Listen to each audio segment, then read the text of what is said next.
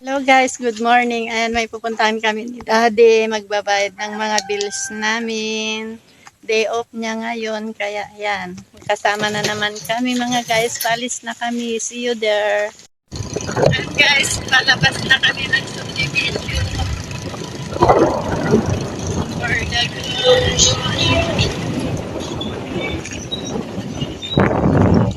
Dito na kami sa may highway.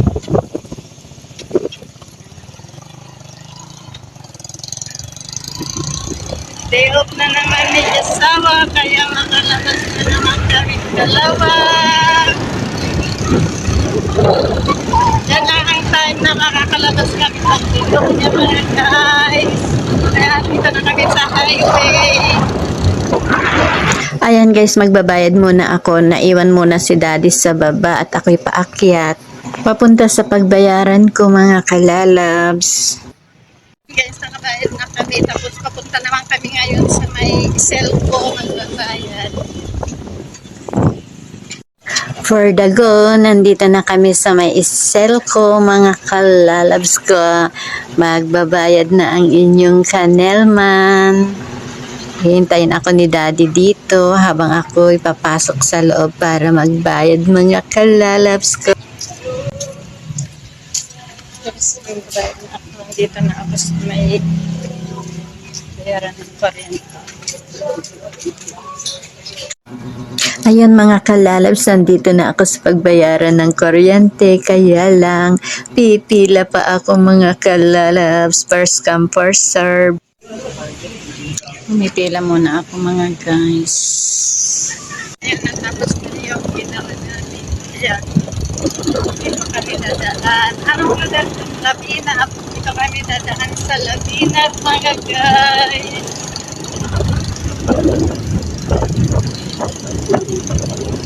Or na naman kami namin. Pupunta na naman kami kila Stephanie mga kalalabs ko kasi day off ni Josawa. Kaya ito ang pinakabanding namin mga kalalabs ko, yung pamamasyal namin, yung magkasama kami para pupunta kila Stephanie at papasyalan namin sila doon. Tuloy makapag-video na rin ang inyong kalalabs. Heto mga kalalabs ko, tinatahak na namin ang kalsada kung saan patungo kila Stephanie, ang kalsada na kung saan marating ang kalsada na ito. Maraming mga kalsada na kung iba't ibang lugar ang daanan. Dito kami dumaan sa may Kulalabat mga kalalabs ko. Ito ang ride namin. Patuloy pa din kami. Hello!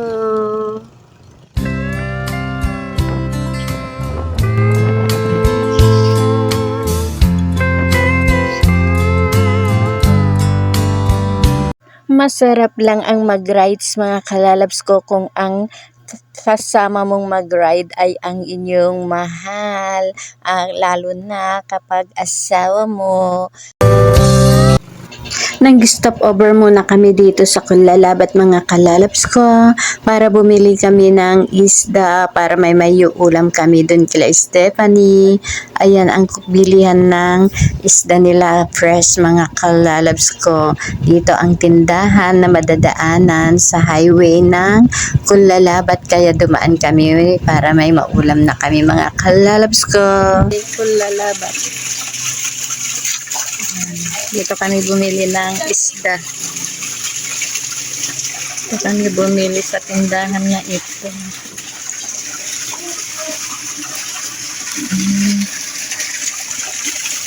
Ibang lugar na daanan dito itong dinaanan namin papunta kila Steph. Si Daddy ng isda. Ito yung binili naming isda na ulamin namin kila Steph. Ayun si Daddy.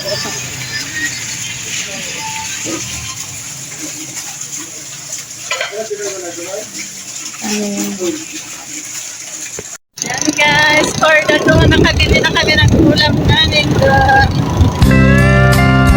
Nagkanda na yung lugar nila dito. Barangay nila.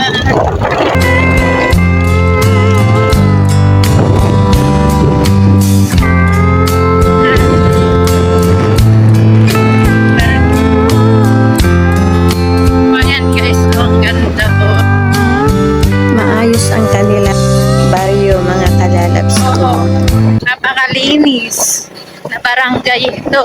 Wala kang makikitang mga basura sa mga gilid-gilid ng kalsada, mga kalalabs ko, as in na malinis. Wala kang makikitang mga plastic.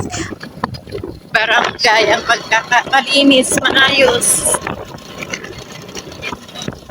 May mga tanim na gulay sa daan. Wala. Sitaw. Saka di nawawala mga halaman. Marami silang mga tanim na daan.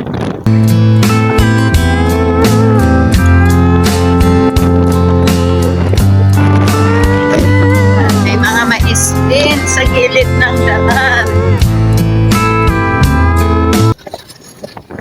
Saka syempre, hindi nawawala ang bukid. Bukid is life nga ang mga taga-province. Diyan nabubuhay ang mga taga-probinsya, mga guys. Sa pagbubukid at pagtatanim ng mga kayayan sitaw. Mga sitaw.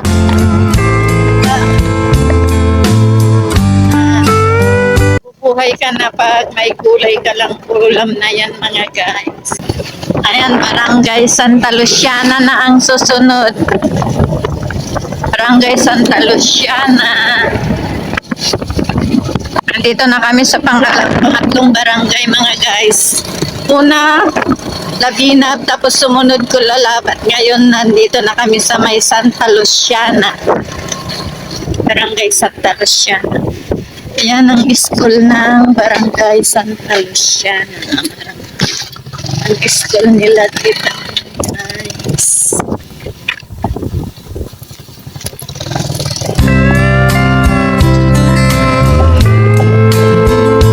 Sementado ang daan dito at magandang dumaan.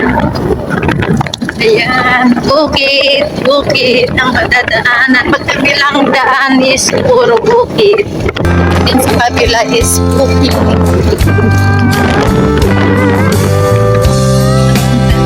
Dito, puro bukid.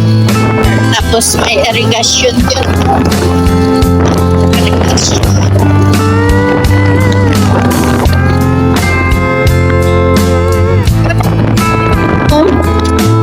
Diba?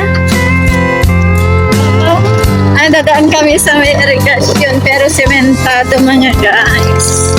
Ayan na may irrigation dyan, oh. Tapos may mga tanim na munggo. Yan. Yan, daming mga tanim na po, kamoting kahoy. Saka mga munggo. Irrigation dyan, oh, mga guys. Yan, irrigation. Daanan ng mga patubig ng mga magbubukid. Ayan, oh, patubig. Yan, mahabang patubig ng irrigation. Tapos, yan, sementado ng irrigation din, mga guys. Yan.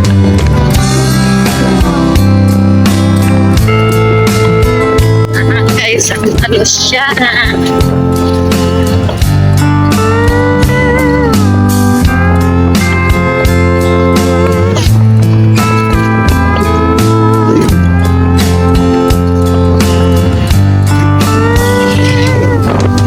Bukid na naman. Pagkabilaan bukid ang madadaanan, mga guys. Maluwang na bukid. Ano yan ang kayamanan ng mga taga-probinsya. Bukid is life. Yan ang rides namin ngayon.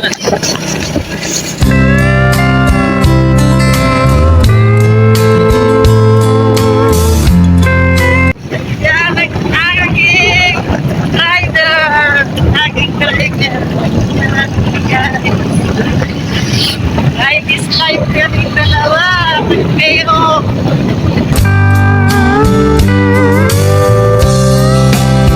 pero dumadaan dito, mga guys.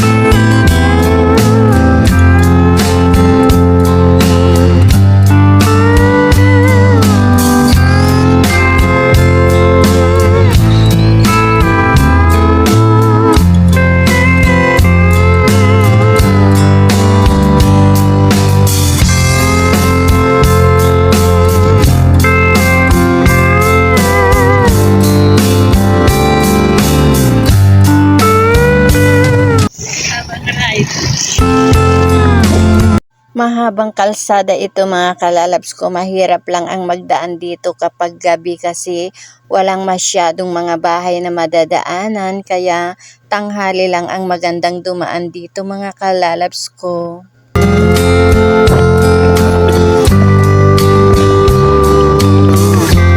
Oh, tatang ka! Wala si Wendati na, ganda na ng daan. Dati na hindi pa ako. Ayan, bukit pa rin. Ang sarili namin ng daan, walang pumataan mga guys. Hira, pagkatipang oras na. Yan.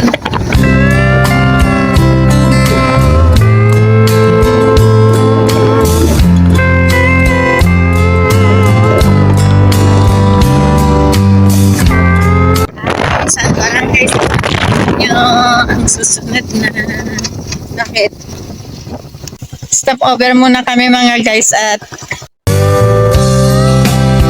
jingle yung aking kasama.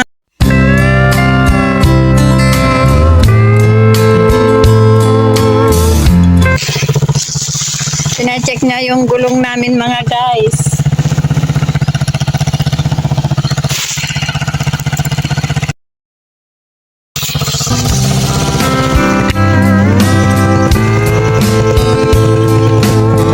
Tinanggal ko lang naman yung pan ko. Wait lang. Lagay ko lang yung helmet ko.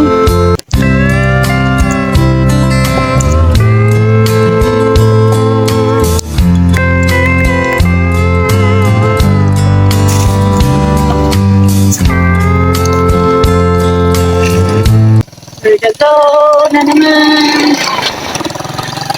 Ayan guys, nakarating na kami ni Daddy dito sa San Antonio kila Stephanie. Pag day off, nandito kami. Ito lang kasi yung araw na makapasyal kami dito. Ito lang kasi yung araw na makapasyal kami kapag day off ni Daddy. At saka pinakabanding na din namin ito pag araw na ganito mga kalalabs ko.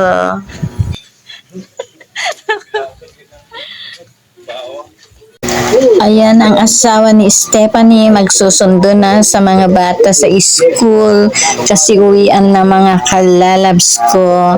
Nag-aaral na kasi yung mga anak nilang dalawa. Nursery at grade 1 mga kalalabs yung mga anak niya. Kinder at grade 1 pala. Kinder pala, hindi nursery. At ayan, dito naman ang loob ng bahay nila. Ayan ang kusina nila kung saan sila nagluluto mga kalalabs ko. Ayan, pasok-pasok ako dito sa loob nila. Nagpabisita na naman kami ni Daddy. At ayan, nagduyan na si Daddy dito sa loob nila kasi may duyan dito sa salas nila. Pinagduduyanan ng mga anak ni Stephanie kaya pahipahinga muna si Josawa dito. Ayan, nandito kami sa may salas nila at ayan si Stephanie. Oh, sexy, diba? Chareng. Ayan, nagpabisita kami sa kanila dito. Paminsan-minsan namin sila pinapasyalan. At ayan mga kalalabs, umabot na kami ng tanghalian dito kaya ayan, chibugan na kami. Kakain kami dito sa may labas kasi mahangin-hangin dito, presko. Kaya dito kami sa labas kakain.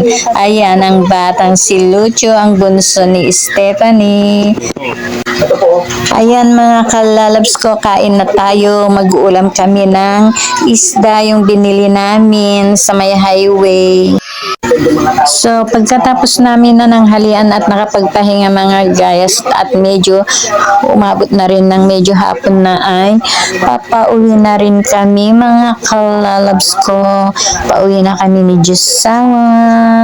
For the good na naman kami sa aming ride pauwi mga kalalabs.